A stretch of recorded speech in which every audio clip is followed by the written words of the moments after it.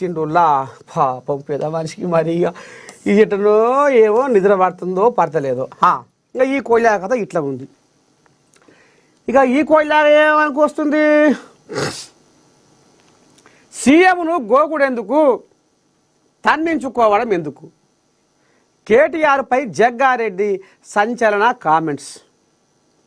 కేటీఆర్ కవిత దెబ్బలకు తట్టుకోలేకపోతున్నారు.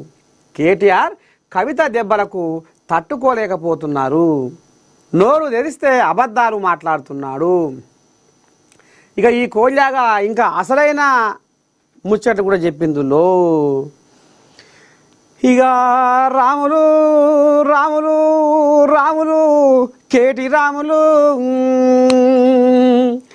అసలు నువ్వు తెలంగాణ మనిషివే కాదట. 20 రోజులు బయటి దేశాలలో ఉంటే 10 రోజులు నువ్వు పట్నం హైదరాబాద్లో అండ పెడుతున్నావాట. అసలు నువ్వు తెలంగాణ మనిషివే కాదు, నువ్వు తెలంగాణ పుట్టలేదు. నువ్వు ఎక్కువ శాతము బయట దేశాలలోనే ఉంటున్నావు కాబట్టి నీకు తెలంగాణ రాజకీయం మీద సోయి లేదు కేటీ రాములు అని అనుకొస్తుండు జగ్గారెడ్డి. ఇక మరి కేటీ రాములు ఇక నిన్న ఓ నీ దండం పెడితే రారి రారి నేను వస్తున్నా మీ స్థాయికి నేనే సరిపోతా, నేనే గొప్ప మీ స్థాయికి రావడము. మాయ ఎందుకు వస్తాడు, మాయ బాయికాన్నే పండుకుంటాడు. మాయ ఇప్పుడు రాడు. ఆ పులి ఎప్పుడు రావాలనో ఎప్పుడు తెర బయటికి రావాలనో వస్తాడు.